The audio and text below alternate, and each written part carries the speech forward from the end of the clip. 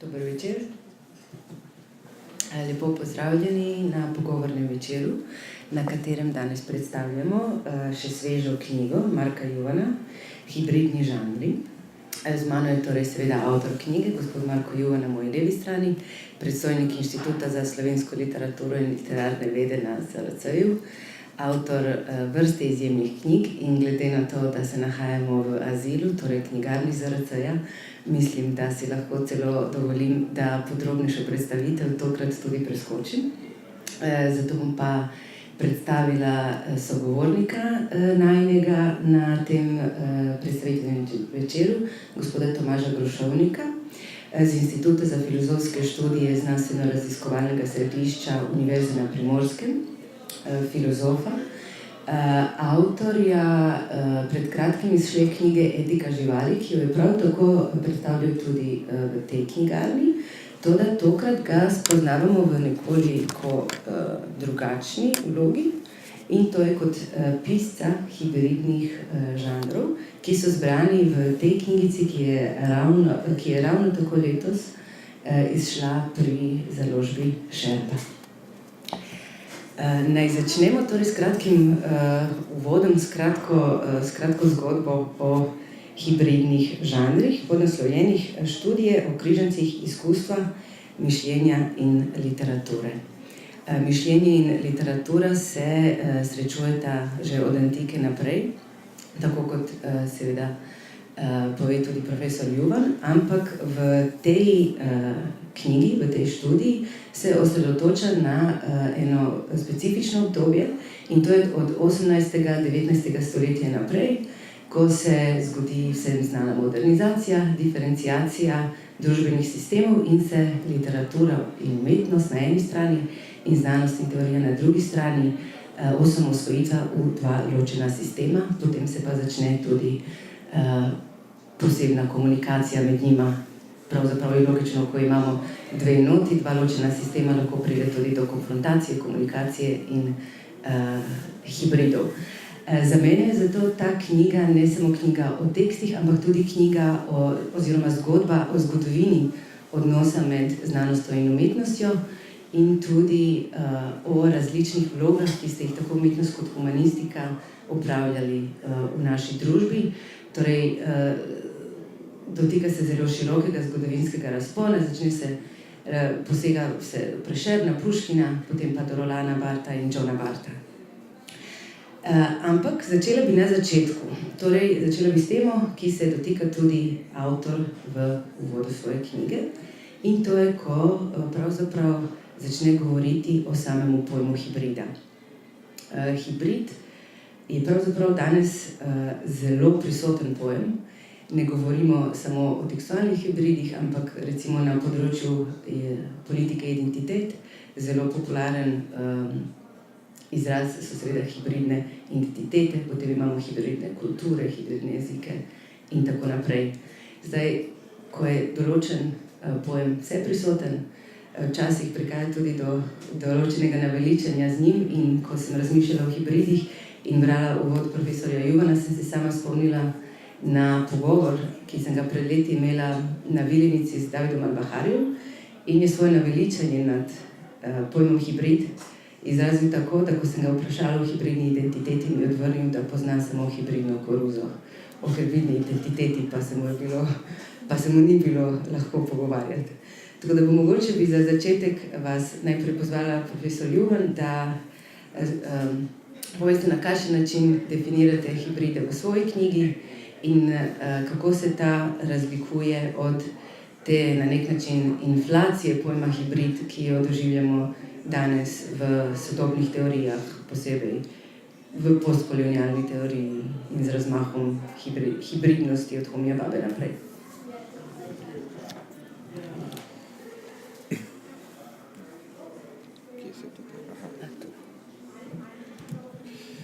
Ja, hvala za vprašanje.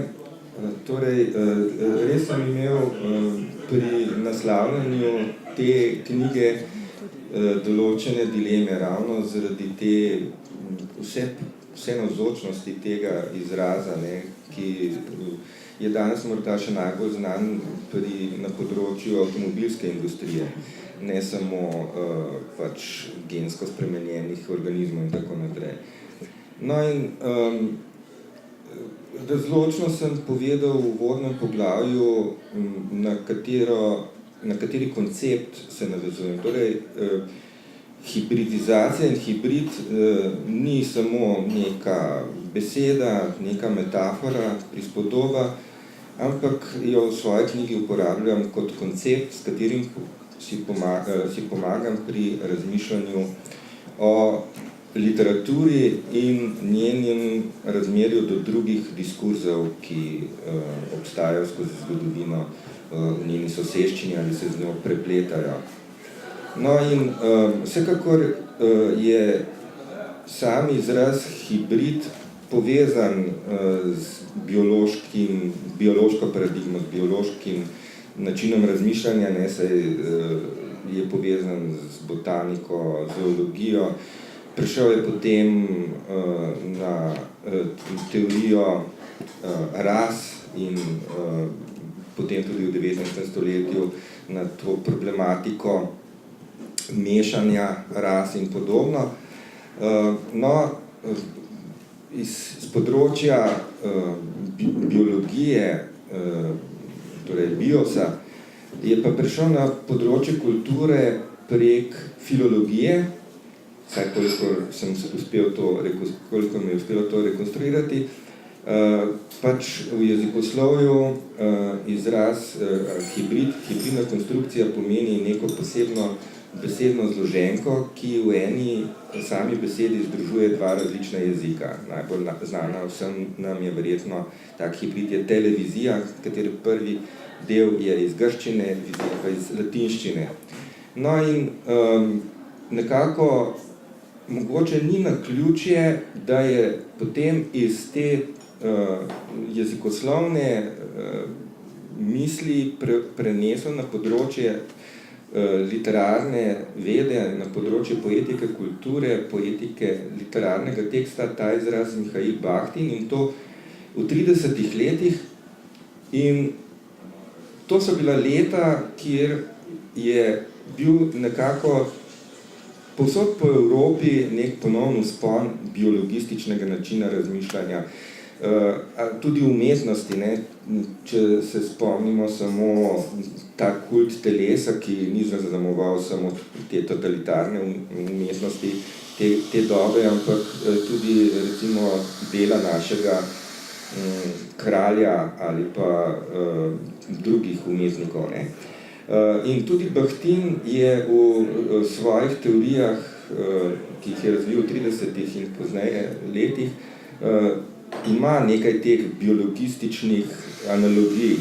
No, ampak vsekakor njegov prenos na področje kulture je pa prost tega biologizma, ne, kajti opredeli pravzaprav pojem hibrid, danes bi rekli z vidika ne samo poetike literarnega teksta in stilistike literarnega teksta, ampak tudi z vidika neke historične sociolingvistike kulture.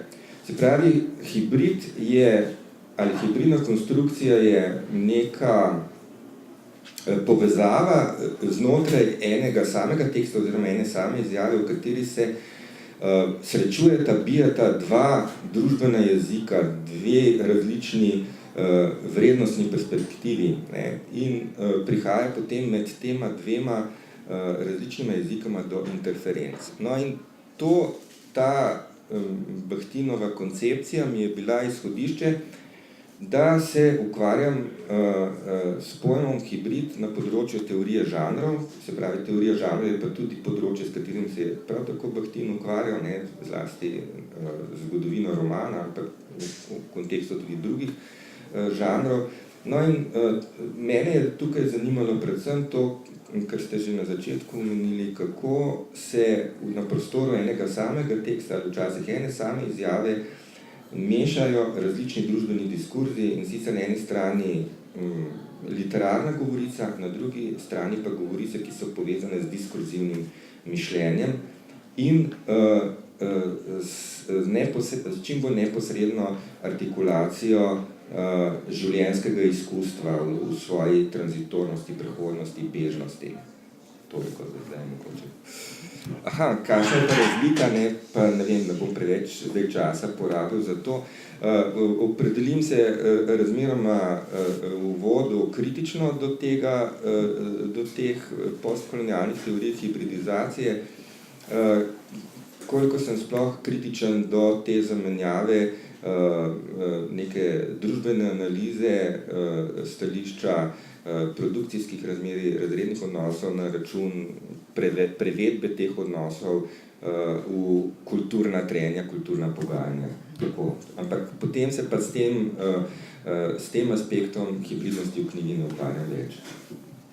Mogoče še vaš pogled na pojem hibridnosti in njegovo uporabo? Ja, dober večer še za moje strani. Zdaj, seveda, jaz se z temi hibridnimi žanri nisem ukvarjal stališča literarne teorije, ampak pač z neko izkušnjo svojega pisanja. Pišem to, kar imenujem moralke, pri čemer je beseda pobrana od Plutarha, od njegovih moralija in njegovih razpravic. In zdaj lahko predvsem govorim stališča svoje izkušnje pisanja teh besedil, v katerih se, mislim, da ravno meša neka literarna govorica na eni strani, na drugi strani tudi citati iz povsem znanstvenih del. In izkušnja je predvsem osvobajajoča zame. In na ta način so tudi ta besedila nastajala. Namreč jaz sem po poklicu pač filozof, pišem precej različnih znanstvenih besedil in seveda, ko nastajajo ta znanstvena besedila, zraven nastajajo različni osnutki. Temu, mislim, da mi je nekdo rekel, da so to kot miselni opilki. Jaz sem potem to metaforo nekako pobral in pravim, da te miselne opilke potem kar nekako zložim skupaj v neko besedilo, ki je pravzaprav eksperimentalno besedilo in na ta način nastaja potem nek moj hibridni tekst. Tako da nek element izkušnje svoje, ki bi ga jaz tukaj izpostavil, je ta svoboda, da mi ni potrebno napisati ključnih besed, da mi ni potrebno napisati povzetka, da mi ni potrebno slediti nekim predvidenim formam, ker te forme seveda ne moremo ločiti od vsebine. Zdaj recimo neko znanstveno pisanje bolj ali manj predvideva, da je mesto avtorja točno znano, kdo govori, kako ta pravila so čisto disciplinarna, s tem se tudi profesor Juvan ukvarja v svoji knjigi. Medtem ko tukaj pa se mi zdi ravno poanta v tem, da ta avtor malo manjka, da pusti bralcu malo več svobode, hkrati pa je to potem tudi svoboda zame. Tako da, recimo, kjer sem se jaz zelo našel v knjigi od profesora Juvana, je ravno tam, kjer se omenja hibridne žanre na eni strani kot poskus mehčanja teh nekih disciplinarnih matric. Se mi je zdelo, da tukaj notri, na ravni neke osebne izkušnje sem se tukaj najbolj našel. Gremo še malo v zgodovino mešanja različnih govoric. Pravzaprav gremo v osrednjo temo in osrednjo poglavje vaše knjige, in to je romantična metapoezija. Meni je to že na začetku bilo precej zanimivo, ker ko pomislim romantika, ni prva stvar, ki bi pomislila pravzaprav hibridnost. Bolj bi jo vezala na sodobne čase. In zdaj seveda izhajate iz tega, da v časih 18. 19. stoletja se umetnost in literatura osamosvajata, seveda sta pa medsebojno odvisni. In v bistvu zelo zanimivo je, ker izpostavite metapoezijo kot pesništvo o samemu pesništvu, ki samo sebe refleksira, in to preko teorije, ker spet ne bi bila moja prva asociacija na romantiko, to bi bilo bolj neka čutnost, nevezanost na teorijo, iracionalnost, kar je pravzaprav tudi ena od zgodb, ki jo romantika plete sama o sebi. Tako da zdaj bi vas v bistvu vprašala, kako pravzaprav pesništvo misli samo sebe prek teorije v teh na nek način začetnih časih osamosvajanja obeh področij in umetnosti in teorije.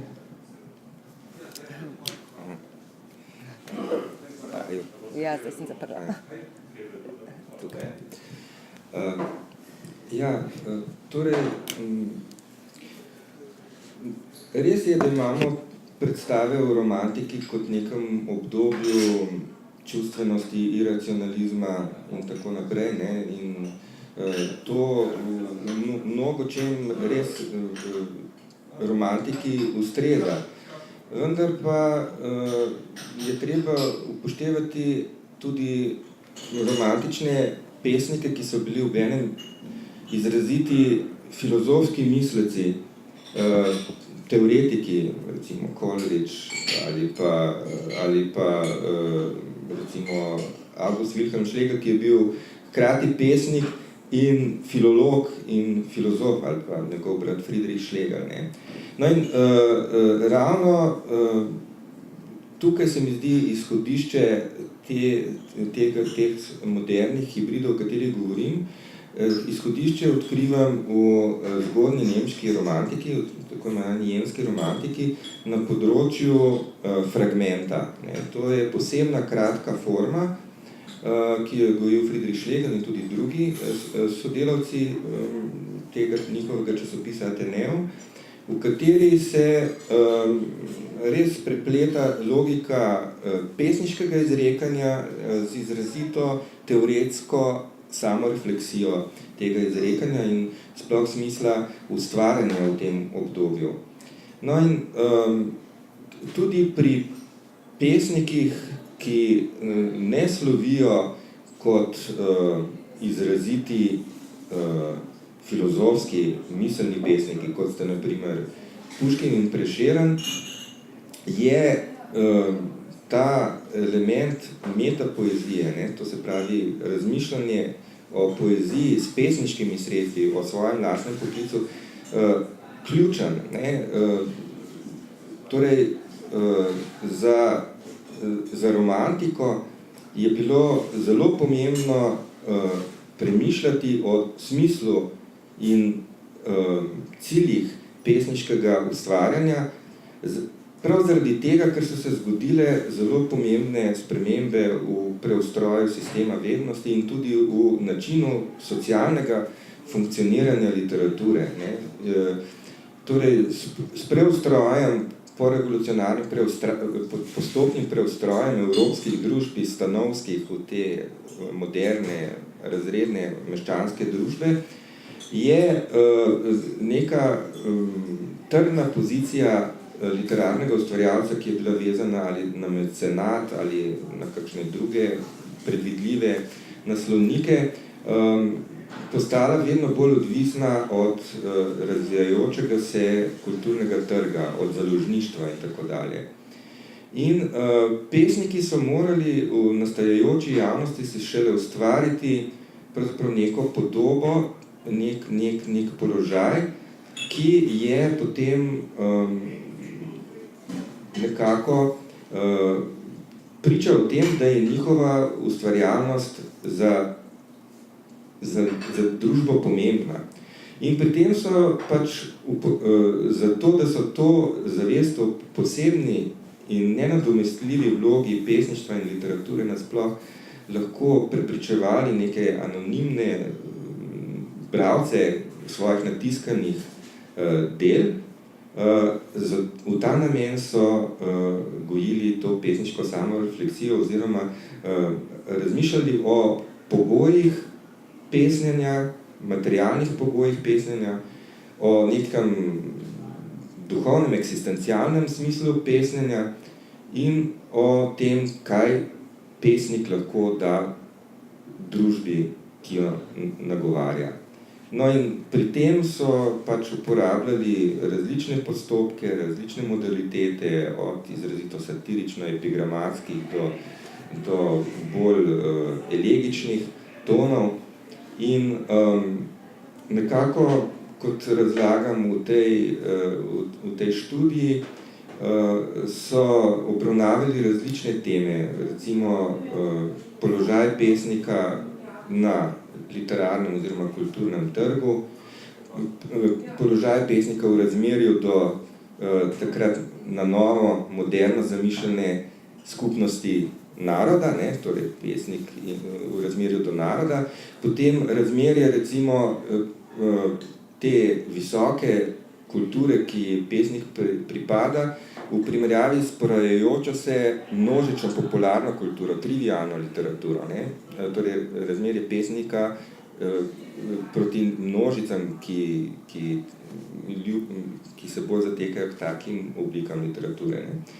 In potem še mogoče ena najpomembnejših razsežnosti, s katero se ukvarjam, pa je, in ki tudi izhaja v bistvu iz nemške zgodne romantike, je pa pesništvo kot nova mitologija. Se pravi, da pesništvo ustvarja nek ekvivalent mitologiji, mitičnemu, svetemu, ki je sekularizacijo teh družb postopno začelo izgubljati svojo moč in so se pesniki čutili kot tisti, ki to območje svetega so še edini nekako sposobni posredovati ljudem. Ne? In v tem smislu je zelo zanimiva ali ilustrativna pesem Puškinova Prerok. V svoji študiji ste pokazali, da v bistvu pesništvo se že v teh časih samo sebe legitimizira kot način mišljenja, ki je nad vsakdanjim, ampak posebej se mi je zdela zanimiva še ena izpeljava, v bistvu, da je pesništvo tisto, kar nadaljuje filozofijo ali pa spoznanje, ko racionalno spoznanje trči ob neke svoje omejitve, potem pa pesništvo nastopi in mogoče lahko poda kakšno resnico na drugačen način. Ja, gotovo, ne, da je torej pesniška logika ravno s tem, da je, kot je prej kolega omenil, ne, kako se počuti, ko piše te hibridne tekste, se počuti na nek način podobno pesniku. Ne, ne bi tukaj idealiziral ali pa mistificiral pesniškega ustvarjanja kot nekaj, kar je kot prostora popolne svobode, ker to nikoli ni. Ampak nedvomno je prostor, ki ga omogoča govorica pesništvu, da svobodno povezuje različne področja vednosti, veliko večja od te disciplinarne govorice. Ne? In zato ni malo teoretikov, ki so obenem tudi pesniki, bodi se javno ali pa zasebno za v predal. Probala bom narediti zdaj en most med romantiko in sedanostjo in kot most bom pravzaprav uporabila en citat, na katerega sem naletela v Moralkah, ampak ne v Grošovnikovem besedilu, ampak v spremni besedi tukaj sedečega Primoža Čučnika in sicer citira Wittgensteina, ki pravi, da mislim, da dobro povzamem svoje stališče do filozofije, če rečem, filozofijo bi smeli samo pesniti. In na to, s tem sem namreč tudi prepoznal, da sem nekdo, ki ne zna povsem tistega, kar si želi znati. Zdaj bi pa vas vprašala, gospod Grošovnik, koliko je ta ideja živa pri vas, oziroma ne pesništvo samo v smislu poezije, ampak pesništvo v smislu umetnosti, literarnega izraza, ali nadaljuje pot spoznanja tam, kjer se filozofija konča, oziroma ali je to mogoče napačna interpretacija, ali pač ponuja neko resnico neke druge vrste. Na kakšen način razmišljate o tem? Ja, glede tega, da bi mogoče pesništvo nudilo neko višjo ali pa drugačno resnico od drugih načinov človekovega intelektualnega udejstvovanja, se mi ne zdi, nudi drugačno največ. Sem nisem pristaš teh niveliziranja. Se mi zdi, da zmerom, kadar ljudje izjavljajo, da neka določena stvar pove nekaj več od nekih drugih, se mi zdi, da ravno s tem kažejo neko svojo negotovost in hkrati neko potrebo potem, da se dodatno afirmirajo ne preko drugega, ki pa ne pokaže take resnice kot njihova disciplina. Tako da to ne bi rekel, niti mogoče se ne bi v to zdaj v tem trenutku dalje spustil.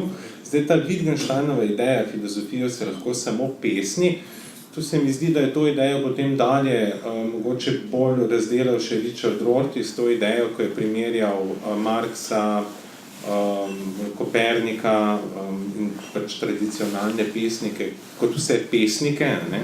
V tem smislu, mislim, da to izhaja iz te točke pri Wittgensteinovi filozofiji, kjer Wittgenstein pravi, da je treba pravzaprav narediti nek gestalt preklop, uvideti stvari na novo. Wittgensteinova metoda reševanja filozofskih problemov namreč ni bila ta, da bi jih skušal rešiti, ampak jih je razreševal s tem, da jih je preinterpretiral, da je pogledal, kaj je ozadnji kontekst, na podlagi katerega sploh vzniknejo.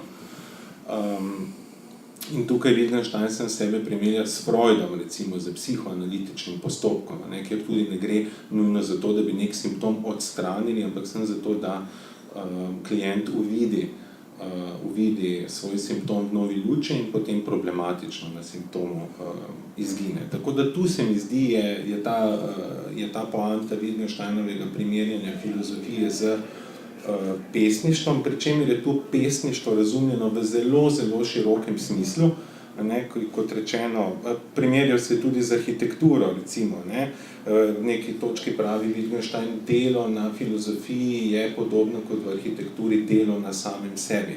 Tako da v tem zelo širokem smislu, ne, kot vsako ustvarjanje, tukaj razume poezijo. Bi pa rekel, da ja, to, da ste izbrali Wittgensteina, je res mogoče zelo posrečeno, ker se mi zdi, da je mogoče tudi Wittgenstein ravno poseben po svoji formi pisanja, ne, ravno po teh fragmentih, ravno po v bistvu nedokončanih delih. Vsa Wittgensteinova dela razen traktata in enega slovarja za ljudske šole so bila izdana postumno. In moram reči, da je tudi meni osebno bil Wittgenstein zmerom bo velik navdih. Ravno zaradi tega, tu se mi zdi njegova prednost, ker je vzpostavil nek nov filozofski žanr, ki ga po njemu se mi zdi, da do zdaj nikomu ni uspelo ponoviti. Ker ali bi bilo to zgolj neko navadno ponavljanje Wittgensteina, kar ne bi imelo smisla, ali pa bi bilo treba vse na novo izumiti. In ravno v svojem žanru se mi zdi Wittgenstein zanimiv in je bil, moram reči, tudi eden izmed mojih navdihov pri pisanju teh besedil, ki niso za recenzirane publikacije.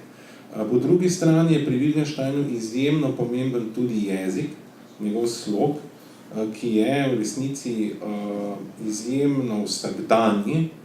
Besede, ki nastopajo v njegovi filozofiji, so preproste besede, ki jih razume vsak, in mogoče je tu še neka dodatna posebnost, no, se obstajajo tudi študije o Wittgensteinu kot o pisatelju in tako naprej. Ampak je to nedvomno iz različnih zornih kotov, vse zame tudi zelo pomemben avtor in ali bi lahko šli tako daleč, da bi rekli, da so Wittgensteinova kasnejša dela hibridni žanri, tu si ne bi upal pa več soditi. Zdi pa se mi vsekakor zelo pomemben za moje osebno ustvarjanje. Zdaj mi je samo padlo na pamet, mogoče bi bilo zanimivo o tem razmišljati tudi iz neke perspektive pač znanstvenega polja in kako je uravnavano, in vprašanje je, če bi tako eksperimentalni teksti danes šli skozi peer review. Wittgenstein danes ne bi dobil niti šifre raziskovalce na RRS, to je dejstvo. Ko smo pri faktorjih, ki uravnavajo polje, rada bi izpostavila še nekaj, kar sem opazila pri vašem obravnavanju romantike, in to je, da ste večkrat in jasno opredelili, da so strategije različnih romantičnih avtorjev bile pogojene tudi s tem, da so se znašli v zelo neugodnem položaju prepuščenosti trgu. Ne bom rekla odvisnosti od trga, ker niso hoteli biti odvisni od trga, ampak so bili trgu prepuščeni. To me je v bistvu spet presenetilo, ker ko rečemo, da je literatura odvisna od trga, se ponavadi mislimo, da se to dogaja danes in da so seveda včasih stvari bile drugačne. Tako da potem sem se vprašala, a je ta odvisnost od trga nenehno prisotna, pa je na nek način prebrisana v zgodovini literature, ali mogoče literatura nenehno nastaja v tem nekem konfrontacijskem ali pa nekonfrontacijskem odnosu do tržnih razmer, v katerih se je znašla, oziroma kako to, da literaturo vidimo kot odvisno od trga danes, ne vidimo jo pa recimo v romantiki. Torej, bi rekel, to področje literarno-zgodovinskih raziskav, ki pri analizah opusov pomembnejših pisateljev 19. stoletja upošteva tudi njihovo povezanost z literarnim trgom, to je neko novejše področje in tudi sam sem pravzaprav na tem polju precejšnji začetnik. Moram pa reči, da mogoče ni najprimernejši izraz, da so bili ti ustvarjalci odvisni od trga ali pa nekako na milost in nemilost prepuščeni trgu, ampak so ga znali tudi uporabiti. Recimo, Puškin je znal zelo dobro služiti s svojimi teksti, zelo ga je zanimalo, kako se posamezno njegovo delo prodaja, in imel je razmeroma kar dobre zaslužke od prodaje svojih del. In pesniki so v ta namen tudi oblikovali s svojimi teksti neko svojo podobo, danes bi rekli imidž, torej podobo avtorja, s katero so pravzaprav tudi na nek način manipulirali, če tako rečem, svojimi bralci. No in recimo ena zanimivejša interpretacija Puškinove pesmi Prerok je ta, da je hotel recimo s tem, ko je v podobo, ki je parafrazirana po biblični knjigi Prerokov, da je v to podobo vnesel izrazito recimo neke take groteskne elemente, s katerimi je naj bi nekako zavestno rušil to podobo, ki so si jo bralci na podlagi njegovih predhodnih delov ustvarjali, kot nekega, bi rekli, bendija, pesniškega.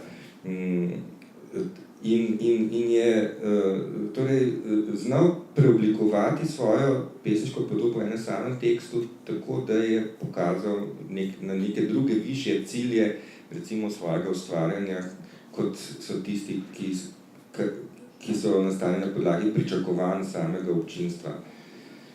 Tako da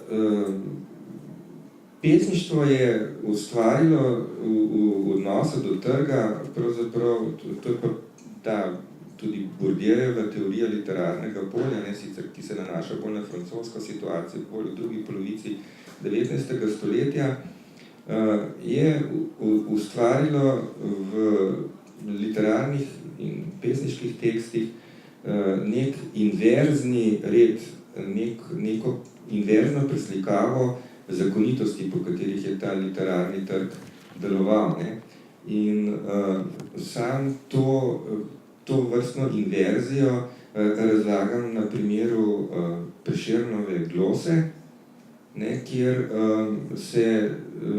kjer je očitno, da recimo prosperiteta Prešerna, ki je vendarle stremel k vključitvi v tedaj nastajajočo meščansko družbo na Kranjskem, se tudi to je povezano s tem, da se je želel prav Primica v Juliju iz ene bogate meščanske družine, ni samo taka platonistična, ne, oziroma petrarktistična ljubezen, ampak kaže na tudi neke socialne aspiracije pesnika, ne, da bi se priženil neko ugledno družino po možnosti. Ne. In on v tem okolju pač je videl, da bo ostal na nek način marginalec, ne, da nikoli ne bo mogel ujeti tistih standarda, tistih kako bi rekel, prekupčevalcev, ne, ki na hitro obogatijo, in si je zato zamislil nek inverzen svet vrednot, ne, v katerem je namesto srebra rosa na travi, namesto zlata, ne, zarja in tako naprej, namesto gradu je nebo. Se pravi, ustvari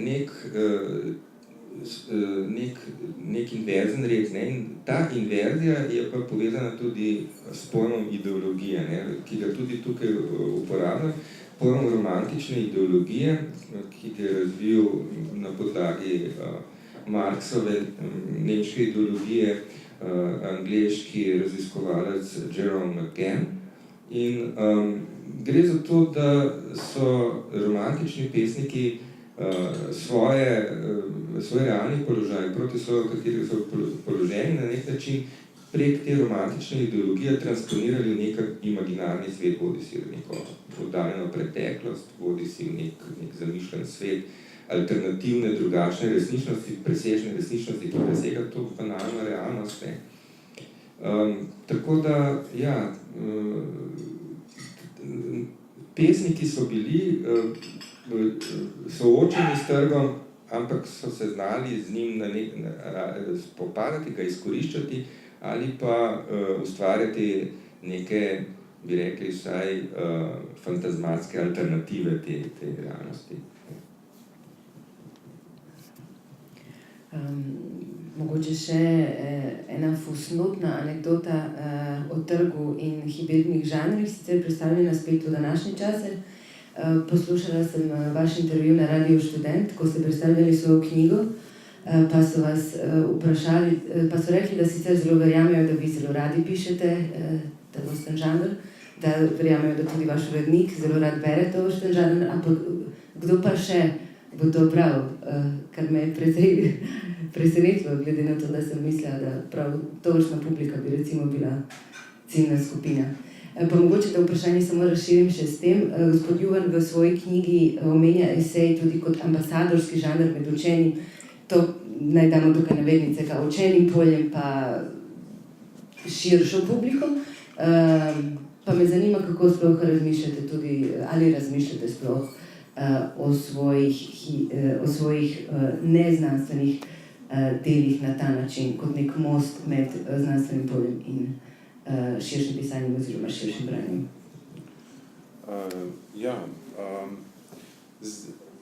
Ne. Zelo kratek odgovor na tole vprašanje je ne. Za ta most uporabljam eno drugo formo, in sicer pišem kolumne za en slovenski časopis in tam mislim, da res poskušam zgraditi tale most. V knjigi od profesora Juvana sem prebral, zdaj ne vem, ali je prav Hume eksplicitno govoril o tem mostu, je pa govoril o teh dveh societies, ne? Teh dveh, ena ta intelektualna in druga, ne? Konverzacijska nekako. Konverzacijska, ki pa je tudi v bistvu višji meščanski razred, pravzaprav, ne? Se pravi, ne, ravno nasprotno, ne?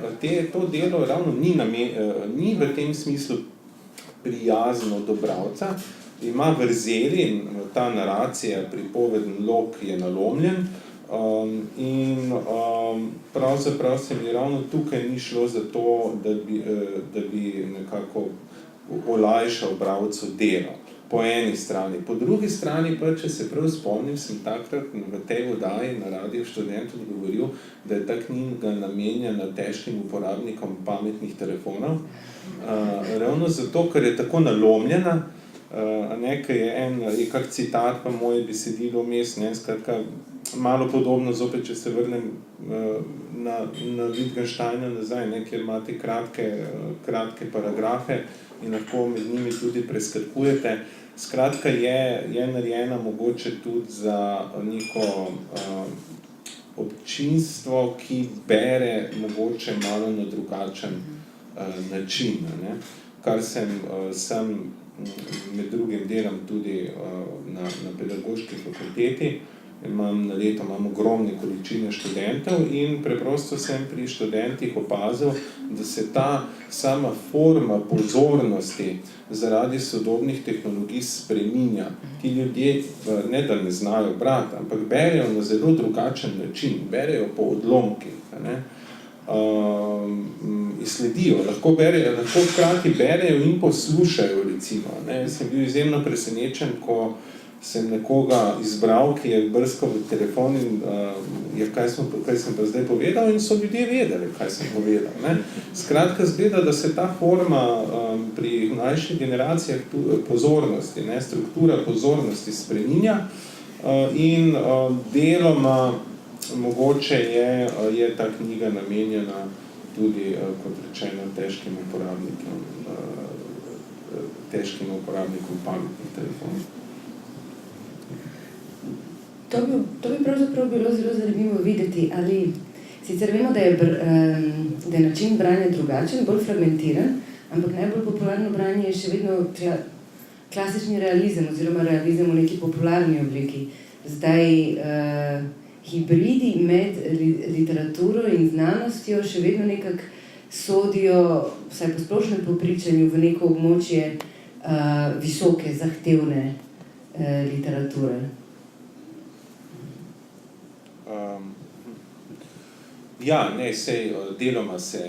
Deloma se šalim, ko pravim, da je namenjeno težkemu, seveda mora človek najprej imeti interes, da sploh odpre knjigo. Ampak po drugi strani je pa, kar hočem povedati, je to, da se lahko bere vmes in križno, naprej in nazaj. Ne? In to pa se mi nekako opažam pri ljudeh, da so presenečeni, da tudi moji prijatelji so presenečeni, da se čez pomlad usedem in preberem Iliado, recimo. Ne? Ljudje ne berejo več dolgih del, vse takšno je moje izkustvo. Pa ne želim s tem reči, da bi zdaj jaz hotel, zdaj bom pa jaz našel eno nišo dolgih knjig, ljudje ne berejo, zdaj bom pa jaz napisal nekaj novega, ne, in zdaj s tem to vnovčo tega duta, ne, daleč od tega. Prej bi rekel, da skušam raziskovati to formo pozornosti, to fragmentirano naracijo. Koliko je pa to recimo povezano z to polifoničnostjo hibridnega žanra, to pa ne vem, ampak je pa to ena točka recimo tudi, ki se mi je v knjigi profesora Juvana nekako zazdela zanimiva. Mogoče kakšna replika? Mogoče to, problem te krajših form oziroma bralnih navad, mislim, da tako branje nekako je značilnost današnjega časa tudi v akademski sferi. Recimo pritiska na akademsko sfero ta sistem, ki se najpreprosteje povzema ta izraz publish or perish, torej objavljaj ali boš pa propadel. In to je en pritisk, drugi pa pritisk recimo po neki inovativnosti, drugačnem pristopu od tega, kar vsi drugi pišejo ali pa počnejo. In zaradi tega je pravzaprav tudi danes že res redko tako branje, tudi v akademski sferi, da prebereš ne vem koliko knjig od začetka do konca, pa potem to dobro premeraš, da se ti vse usede in potem napišeš svojo. Ampak kot da bi bral na internetu, bereš v knjigah samo tisto, kar trenutno rabiš za svojo tezo. to se nam vsem bolj ali manj dogaja. Tako da to ni samo recimo neka distrakcija mladih generacij, recimo temu rekreativnih bralcev, ne, spletnih strani, ampak se nažalost dogaja tudi v akademski sferi in to vsekakor ni dobro, ne, se mi zdi. To pač ideal, recimo, znanosti zame kot humanista je figura, ki jo tudi tukaj obravnavam, recimo Charles Darwin. On tudi, ne vem, če bi dobil kakšen projekt, oziroma bi obupali financerji, ker je pač ta njegova raziskava trajala več desetletij, ne, da je prišel do neke teorije. In to, ne, to v današnjih pogojih raziskovanja izrazito manjka. To sem se mislil dodati. Čas teče, tako da v bistvu bi morali počasi zaključiti, ampak preden zaključimo, jaz bi vsekakor se še dotaknila konca časovnega okvirja, ki ga obravnavate, torej začeli ste s parom Puškin-Prešern in, kot sem že omenila v uvodu, se pa dotaknite tudi zelo sodobnih primerov Rolanda Bartha in Johna Bartha.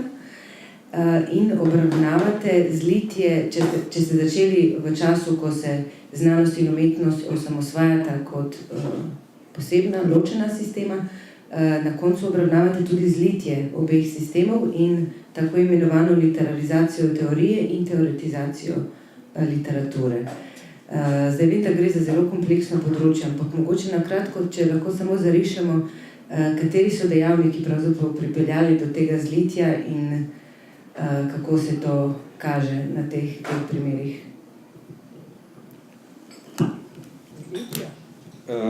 Torej, Zlitja? Ja. Na besedo, to ni zlitje. Torej, ta literarizacija teorije in teoretizacija literature je en značilen pojav, povezan recimo s tem preprosto s postmoderno paradigmo, ki je recimo na področju teorije se kazala v poststrukturalizmu in tudi teorija sama je postala neka manifestacija postmodernizma. Zakaj je do tega prišlo? Ne? Več razlogov je. Ne? Eden od morda temeljnih na področju teorije, da se je šla literarizirati, je, da je izgubila torej neko oporno točko, ki je bila v tem, da se je lahko postavila položaj metajezika, torej jezika, ki se postavi nad drugi jezik in ga je zmožen razložiti. Ne? In seveda potem so še vse, jaz nisem filozof, tako da ne bom znal najbolj tega tako prepričljivo razložiti, ampak torej postal je problematičen sami kriteriji resničnosti. Ne? Prevladovale so teorije konstruktivizma, tako na področju recimo kognicije, kot tudi na področju raziskav družbe. In torej, s tem, ko je postal problematičen kriterij resnice in s tem, ko je postal problematičen položaj teorije kot metagovorice, je seveda se teorija začela na nek način izgubljati, ne? Izgubljati svoj profil, svoje poslanstvo. In to je, kar je značilnost postmodernizma, ne? Približalo formam, ki so sicer značilne za literaturo. Ne? Tako da, recimo, jaz tu obravnavam Rolanda Bartha, ki je ena značilna figura za ta preobrat. Ne? On je pravzaprav s svojimi začetki v 60-ih letih, eden od utemeljiteljev, bi lahko rekli, strukturalizma v francoskem govornem področju in se je prizadeval po vzoru strukturalizma, ki so ga gojili že pred njim, ne, od de Saussure pa do ruskih strukturalistov, fonologov in drugih, je poskušal razviti izrazito egzaktno, nomotetično, bi lahko rekli, teorijo. Ne? Teorijo, ki razlaga literaturo tako, da ekstrapolira iz nje neke zakone, postopke označevanja, ki se jih da opisati v neki strogi govorici. Potem je pa prišlo v njegovem razmišljanju do preobrata, ki je povezan s temi tudi drugimi mišljenjskimi premiki, recimo z Derridajevo kritiko logocentrizma in kriterijev resnice in tako naprej. Prišlo do preobrata in tudi recimo Lacanova teza, da ni meta jezika, da tudi on sam pravzaprav je to metajezikovnost teorije preoblikoval neko intertekstualnost teorije in tu se je teorija začela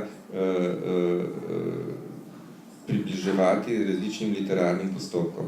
No, ampak njegovo delo, ki ga tu omenjam, pa pravzaprav ni bilo zamišljeno kot strogo teoretsko delo, ampak ravno kot nek hibrid med teorijo in neko izpovedno literaturo, celo neke vrste, mislim, v Rousseauovskem smislu. To so ti fragmenti ljubezenskega diskurza. Ne? Na drugi strani je pa za to isto obdobje literarni strani pa značilno to, da je literatura postajala vedno bolj intelektualistična, ravno zaradi tega, ker je bila povezana tudi z akademskim okoljem, ne? Z univerzitetnim življenjem in tako naprej. No, in, tako da je ta metafikcijska literatura, o kateri govorim, kjer gre za teoretizacijo literature, pač prevzemala posamezne pojme, koncepte iz literarne teorije in drugih teorij in tudi mnogi te pisci metafikcije so bili hkrati teoretiki, ne, tako kot na primer David Lodge in še drugi. Ne. Tako da postmodernizem je na nek način premešal te meje disciplin, meje med področji, ne, ravno zaradi tega, po mojem, ker je izgubil iz horizonta nek koncept resnice. Ne, se mogoče popravim, zlitje ni bila najbolj izbrana beseda, ampak recimo temu prehajanje med jasneje začrtanimi mejami. Mogoče bi vas še vprašala za komentar tega procesa ali pa koncepta resnice, kako pač dojemate to v svojem delu, bodi si znanstvenem, bodi si literarno, hibridno, znanstvenem, na meji med obema področjima. To je zelo težavno vprašanje. Zdaj, kaj bi lahko rekel o resnici? Presenetili ste me s tem vprašanjem, moram priznati. Lahko ga vzamem nazaj. Ja, ne, zdaj, imamo res, no, mislim, da drži to, kar je povedal profesor Juvan, ne, skratka ta neka kriza resnice, hkrati neka kriza resnice je sicer na nek način odvedno že obstajala, ampak ne že od nekdaj, recimo, no, ena zanimiva stvar je ta, da je za univerzo, odkar se je univerza izvorno pomeni ceh profesorjev in študentov. Ne? In univerza je že od samega začetka bila institucija, kjer je prihajalo do razkola. Recimo leta 1231 Pariška univerza, potem mislim, da stoletje pa pol zatem Praška univerza. Skratka, to mesto resnice je že od nekdaj bilo problematično, aristoteliki na eni strani, platoniki na drugi. Ampak vendarle gre pa tu mogoče za neko v času potem tega postmodernizma za neko dodatno razparceliranje, tudi za te, mogoče bi lahko rekli to, če so se predtem ljudje vseeno strinjali glede neke splošne definicije resnice, pa po postmodernizmu celo to postane vprašljivo. No. Zdaj, sam se v teh delih toliko mogoče ne ukvarjam z resnico neposredno, se pa ukvarjam bolj z problemom recimo spoznavanja in tudi spoznavanja samega sebe, ker pa sledim neko linijo, ne, Montagna, recimo citiran v Zadnji moralki, katere naslov je GPS, govori pa ravno o nekih procesih, za katere lahko sklepamo, da so nezavedni, vidimo pa lahko samo njihove učinke. Ne? Ampak se pravi, vprašanje resnice, tukaj je ta, da je resnica na nek način tako kot nemška beseda wirklich, kaj pove, kot nek učinek, recimo, ne, ki ga spoznaš preko uvinka. In v tem smislu je spoznavanje samega sebe v bistvu enako kot spoznavanje nekoga drugega. To je bila Montagneva teza, že zelo zanimivo. Tako da to bi bila edina točka, kjer bi se mogoče, ampak zgolj posredno dotaknil tega vprašanja resnice, pač preko ravno problematike samovedanja, ne, se pravi, vednosti v samem sebi. Jaz bi pa odprla prostor tudi za vprašanja. Eno uro se že pogovarjamo, po moje vaša koncentracija počasi leze dol, usmiljeni bomo in namenili besedo tudi vam.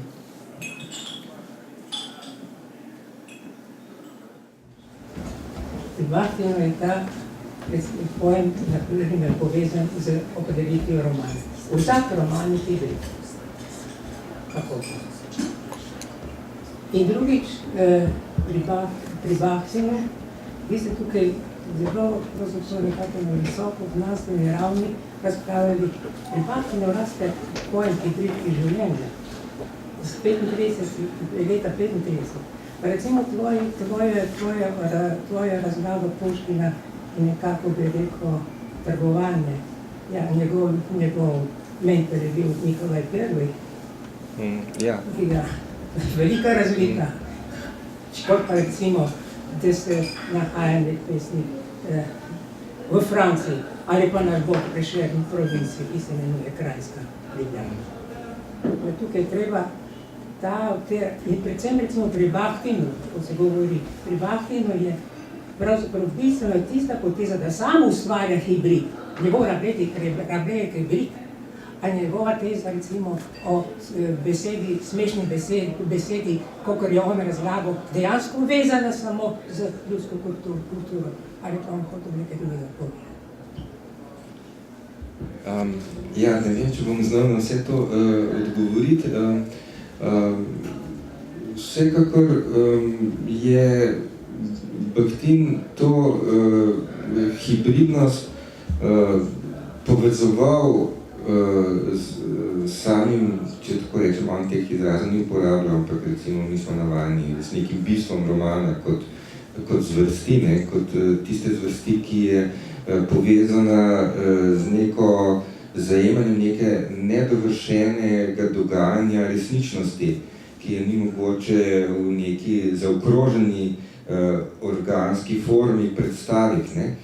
In kot vemo, ne, je ravno mogoče hibridnost, ki je endemična romana po Bahtinu v tem, da je roman tista zvrst, ki je sposobna absorbirati govorice jezika, okolja, v katerem ta roman nastaja. Ne.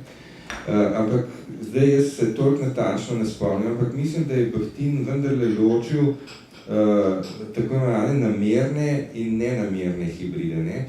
In kolikor se spomnim, te namerne hibride pa povezoval bolj s to, recimo temu, dialoško linijo romana, ki jo on navezuje na izhodišča te menipejske satire in podobno. Mi danes, pa ne samo danes, že 30-40 let beremo Bahtinove tekste, ne njegovega življenja. Ne? Tako da ko pa je nek koncept formuliran znotraj teksta, ne, pa dobi neko avtonomno, bi lahko rekli, življenje. Ne? In, mislim, da je na eni strani smo lahko zgodovinarji znanosti in recimo, da preučujemo Bahtina kot